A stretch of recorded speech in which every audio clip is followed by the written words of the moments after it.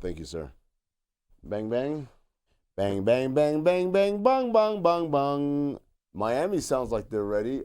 New York City, are we ready? All right, here we go. Coming down in 5, 4, 3.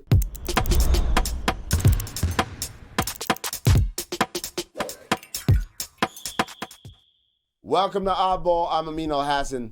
That's Charlotte Wilder. We're both in studio in New York City. I can't wait to get back to Phoenix. 75 degrees is the high today. Get me the hell out of here. Well, you're on your way. So I've been wearing the same tech fleece for 4 straight days because it's the warmest clothes I have, and I just can't give it up. Maybe. Don't say it. Okay. Don't say it. Don't you dare say it. Okay, I won't say it. All right. We got a great show for you all today. We do have a great show, and you know what we're going to start with. Also, say hello, Charlotte. Hello, Charlotte. What are we going to start with? We're going to start with the 2 best teams in the Western Conference. They both played games, not against each other, but they both played games last night. They both won games last night, Charlotte.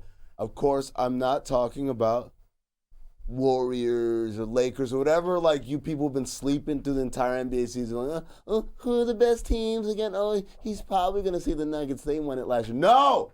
The 2 best teams have been Minnesota and Oklahoma City. Bang!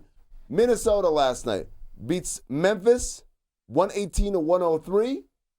Oklahoma City beats the Jazz 134-129. With a weird call at the end. It was a weird call at the end.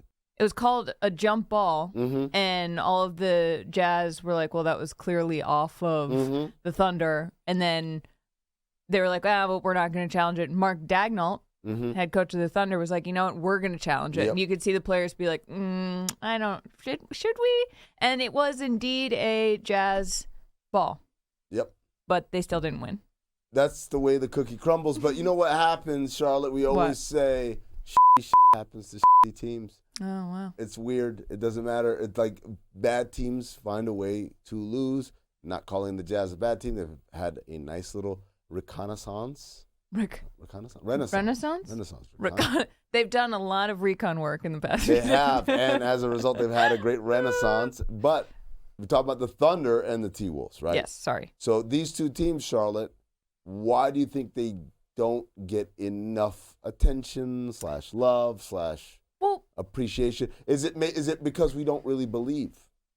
I think I feel like they've both been good this whole season. And I feel like it's not because I believe at this point it's like, show me what you are, and they've showed us what they are. I think it's because of exactly what you said, that most casual fans are like, well, there's no way that the Thunder and the Timberwolves can be at the top of the West, especially when Steph's still playing, LeBron's still playing. Like, you have nothing's changed significantly except that you have these young teams that are proving themselves. The weird thing is, I've always been a believer in, hey, if you're good, it doesn't matter where you play. Yeah. People will find you and respect you. And one of the examples I always use is Oklahoma City a decade ago with Durant and Westbrook and Harden and Serge Ibaka, those teams, and Kendrick Perkins. Those teams were really, really freaking good. And we all knew them. They were on national TV all the time. They were household names. Yeah. So I reject soundly this idea of a bias against small market teams, right? I reject it. I understand that a big market team only has to be a little bit good in order to get blown out of proportion. Example, 2 miles north of us right now, the Knicks, who won last night as well. Like, they're a good team. They're an okay team. But I think if you are a good team / a great team in a small market, it shines through. I would say that these 2 teams stand in contrast to that theory, except for one point. Over the last 10 years, really over the last, more than that for the Timberwolves, but like, they haven't been great. Over the last 5 years, I should say, because Oklahoma City 10 years ago had all those guys. But 5 years of Oklahoma City being not a good team. I think that's exactly it. This is the first year that these two teams have been consistently good at the top of the West. I don't think it turns around in a year. I mean, in 6 months or however long the season, 4 months. 4 months. I don't think that fans are going to be like, oh, well, it's been 4. First of all, yes, maybe they don't fully believe. They're like, there's still time for other teams to catch up. There's still time for these teams to fall. But even if it does keep going, it'll take until the playoffs, I think, for people to be like, oh, okay, these guys are real. And then next year, they'll be like, oh, I just assume that the Thunder and the Wolves are good. It's like it takes a few cycles of awareness to get that into people's heads, I think. 1,000%. Like, do it. I can hear Stugatz's brain, voice in my brain right now. Do it in the playoffs. Yeah. You got to do it in the playoffs for us to really believe that this shit is real. And that's an interesting case because the way the West is shaping up right now, we're going to get teams at the 7 and 8 spot coming out of that play-in that are not your typical up-and-coming. Oh, it's not going to be, no disrespect to Utah, it's probably not going to be a Utah Jazz team. It's like, wow, our first time at the big show, and then you get shellacked by a 1 seed or a 2 seed. It's probably going to be an old Tiger with long in the tooth, but still has some tricks up its sleeve. A Golden State. Suns? A Suns. A Laker. It's going to be one of those teams where it's like, I get that they weren't good during the regular season, but this is not your typical 7 or 8 seed. Right. In the same way that last year Miami was not your typical 7 or 8 seed. This is a team that has multiple deep runs in the playoffs, and they had a bad regular season, but they're walking in like, we don't belong here. We're just as good as a team on that side of the floor. Right. So that's the crazy thing for Oklahoma City and Minnesota. I think when you look ahead, chances are they're gonna play someone who's been here before. And those two teams, Minnesota, yes, kind of has had playoff tastes in the last couple of years, but Oklahoma City has not. And I don't care how good you are.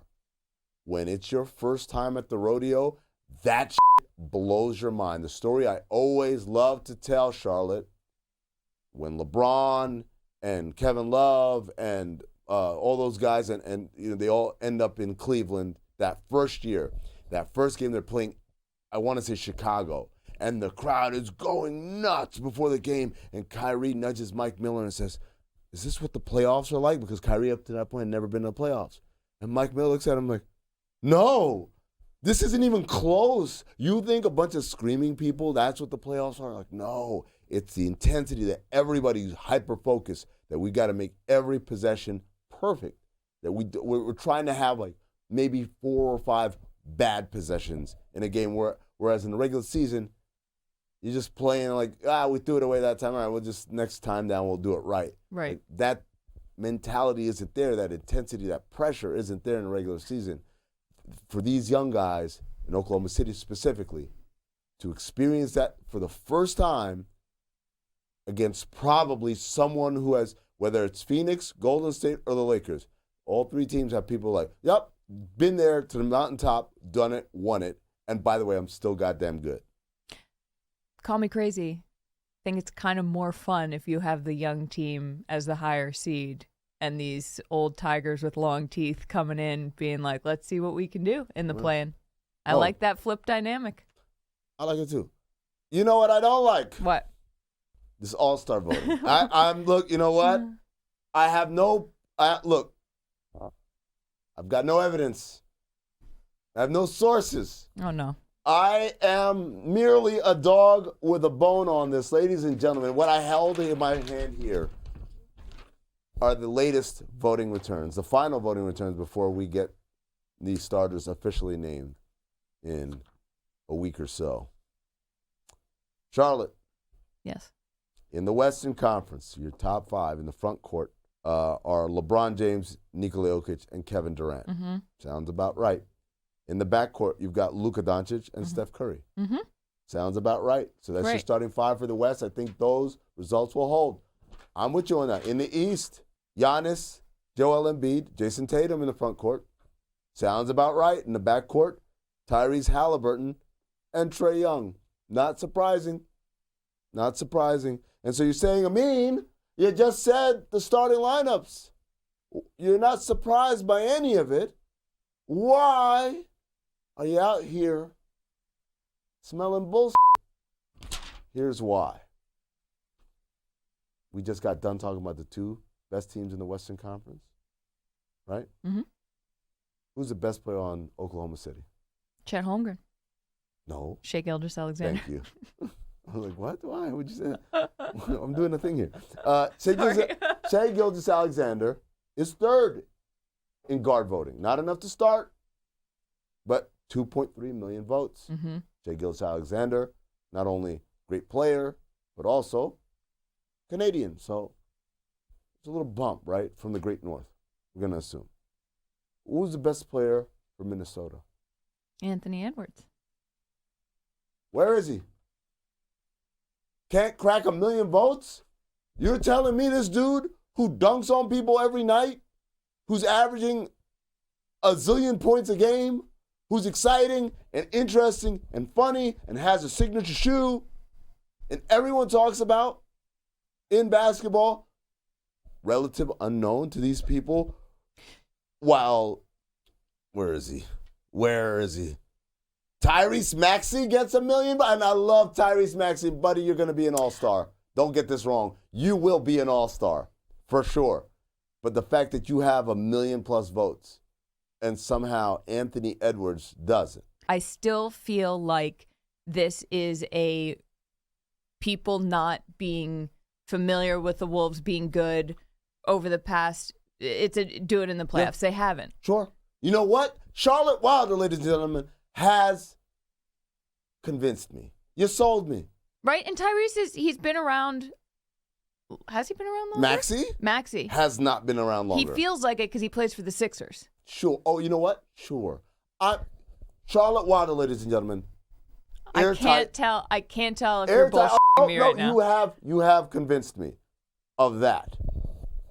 What about James Harden?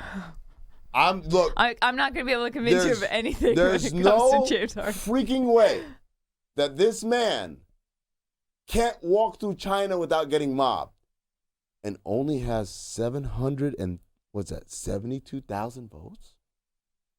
Playing great. As an already famous great player. Super famous great player. Multiple time All-Star, multiple time MVP candidate, right? Who called Daryl Morey a liar in China? In China, and sold. I cannot stress this part enough. I got thrown off by the elf on the shelf over here. I cannot stress this part enough. He called Daryl Morey a liar in China and then said, by the way, buy my wine, and sold 100,000 bottles in 15 minutes.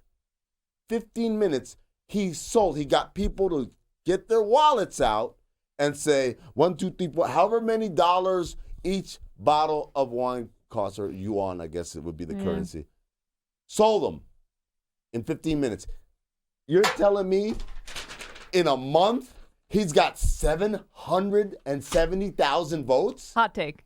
What if there are only 100,000 people in China and those are the ones who bought his wine and they were like, we voted and those are in there?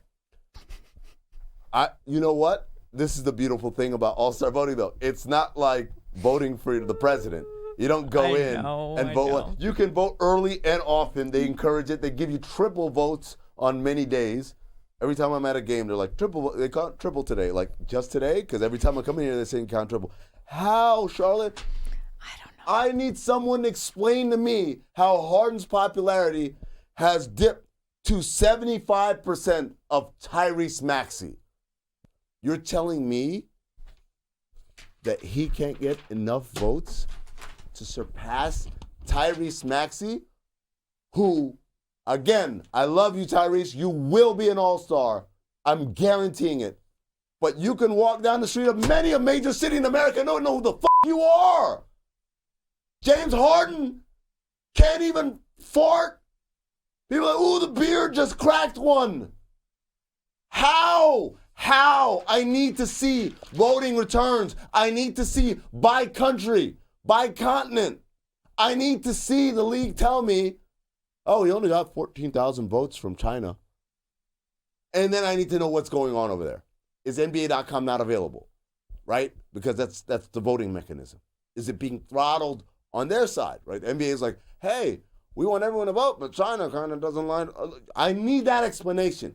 I'm not getting it. Everyone's going on business as usual. How? How is nobody asking this question? Charlotte just took her headsets off because I'm yelling now. But I am incensed by this because I feel like everyone's like, oh, how about those voting returns? And no one thinks this is weird. Am I going crazy? It's jury's out. Jury's out. That's what she's got for me.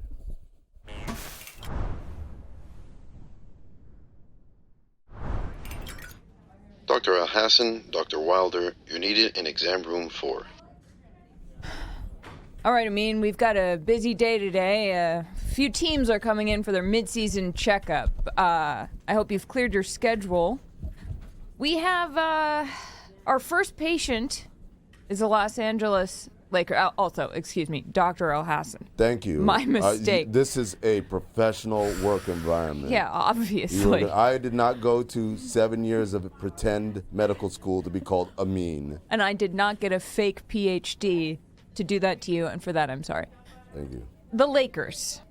Yes. Now, I don't know how is it looking to you? I feel like there might be, just from looking at this, there might be a slight case of win-now-itis. Yeah, we're seeing very severe, if you take a look here, hold on as I step towards the board. You're seeing right here that L, it's a big L. They have a lot of L's. Their L count is very high. Yeah, too high. 21 L's for the Lakers. We want to get those numbers a lot lower. Okay. Their W count needs to come up. So we're going to put them on some supplements and perhaps maybe a strict regimen of Gabe Vincent will boost the immunity and bring the W count a little higher. I would also say there might be a chance that flying some specialists in from around the country could boost their potential. Ooh, that's, I don't know. There's a long waiting list, as you know, for these specialists. It's not something that you can just merely go to the supermarket and say, ooh, I'd like a little three-point shooting here and perhaps a little boost of defense over there. You can't do it like that, Charlotte. You need to get in line, very long line, I might add, and also the cost sometimes can be a little prohibitive. I know they have a good insurance plan, but... Well, even insurance doesn't always cover the kind of help that they need. Charlotte, I want to point out some of the risks involved with this patient. Yes. You've got one of the big things that we have to keep an eye out for in their, maybe in their next checkup in 6 months is I want to keep monitoring their LeBron levels. Okay. I think anytime they have a high... appearance rate of LeBron in the system, they are a healthier, stronger patient. Just writing this down in yes, their please. charts. No, please handwrite it, Dr. Wilder, so that no one be able to read it later, other than you, maybe not even you. All of our records are electronic now, but you still can't understand them. Now, Charlotte, Yes. Dr. Wilder, excuse me. There are different opinions within the medical community about what helps health. I am of the belief that a lot of ham in the diet is good for the patient. Some people think need to cut ham out of the diet. What is your opinion, Dr. Wilder? Dr. Elhassan, I'll be honest, I don't know that the ham makes that much of a difference. Really? At this point. I think you could have it. I think you could not have it. I think keeping it at this point, keep the ham in the diet, see how it goes. Maybe assess in 6 months. 6 months or so. I give this patient in the 6 months, come back in for a checkup. Yes. I do want to prescribe a strong regimen of DeJounte Murray. I know it's very difficult to come about, but if they can, include that, introduce that into their daily regimen, I think that'll be of great help. Okay. All right. We'll see if they can fly that in from the East Coast. Next, Dr. Elhassan, we have a patient with whom some people in our medical community are very familiar, the Miami Heat. Oh, yes. So this is a very frequent patient here. Yeah. Looking at this x-ray here, Yes. some of the numbers you can glean from it is Tyler Hero, who is averaging 22.4 healths per game. That's a statistic that is a medical. Okay. That's a new one, actually. Oh, so you might not have read the latest journal. Might have to peruse those at some point. Bam Adebayo has 21.5 healths per doctor's visit, and Jimmy Butler has 21.2. So when you look at those numbers, coupled with this X-ray, what do you see? What do these mean? Well, I'll tell you, Dr. Wilder. I really like if you see their D factor is very high. Very high. We want to have a very high D factor. It is something that I think should be a part of everyone's diet. If you're trying to be a healthy patient, you want to have a high D factor. However, I do want those O factor numbers to get higher. Okay. Right now, it is very, very malnourished and deficient. And I think because they have a high 3-point percentage, one of the tops in the league, there's a belief that everything is fine. I'm getting my 3-point factors, my offensive rating is fine, but it is not. Well, here. Hello, here to see someone about my prostate. My prostate. Sir, this is not an actual medical office. We are doing a basketball show. I'm doing a character. Please see your way Can out. you check my prostate? No, nobody. Where do I get my prostate? At the hospital, sir, please. That's above our pay grade. Yes. It itches. Security needed. I don't think a prostate is supposed to. It's please seek real medical advice immediately. As I was saying, Dr. Elhassan, I do feel that I had a patient once who was this woman. She was 101. She smoked every day. She drank. Was this patient's name New York Knicks? No, strangely, it didn't matter what she do. Her health levels were just incredibly high, no matter what. Oh wow! So definitely not New York Knicks. No, not the New York Knicks. I do feel that the Heat have this ability when they have a healthy dose of Spoelstra. You know, I'll tell you right now, Dr. Wilder, it's incredible to see this patient have this lifestyle choices and still walk around fruitful and full of energy and life. She ran a marathon. I would not, I saw that, I believe. I would not recommend that regimen to anybody. Sometimes I had a patient, I believe, Mr. Ocho Cinco. The man ate McDonald's every single day of his life. He came to see you? He came to see me. He's one of my most loyal patients. I've been seeing him Usually for they years. go to Dr. NFL. No. They came to me. He came to me. His daily diet included McDonald's every single day. I could not recommend that to anybody, but for some reason, it worked. He is a vision of health. I think this patient has the same characteristics. What do you have here, Dr. Wilder? I know we have so many patients who are waiting. This is the problem with running a huge practice. You just don't have enough time to see all the patients. You know what? We are also located on the Upper East Side, and we don't take insurance, which makes us very attractive to patients in New York, such as a certain Mr. Knicks. Oh, this patient.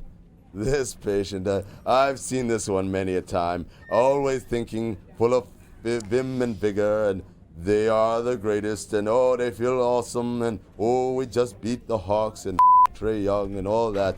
And then, inevitably, the emphysema catches up with them, and they lose their breath, and they lose a lot. But I do like how they've turned the clock on the top of the year and added some OG into their diet. OG, ladies and gentlemen, incredible boost, especially to your IQ levels. This was a patient I feel was very impulsive in their lifestyle. Now you're taking this supplement OG, it raises your IQ, it combines with the Brunson and the DiVincenzo in the system to give you a much smarter, calmer brain that counteracts the impulse factor from all the massive amounts of Randall they snort every single day off a dirty table in a bathroom. That's all the time we have. Look, you can call our admin, Janine. She will get you on the schedule if you are a team looking for a... It's itching so much! Oh. It's an emergency! Dan, this is pretend. Security needed in exam room 4. Enunciate, emote, pop my peas, prolifically punching, pop, We should pop. get you the real Bob Barker mic. What's the Like just the a stick and a little ball at the top? Tyler Sutton was like, "Why does Amin have a Bob Barker mic?" And I was like, If I'm not mistaken, the Bob Barker mic actually sucks. Yeah. As a microphone. Yeah. Microphone technology has advanced. So sorry, Bob Barker.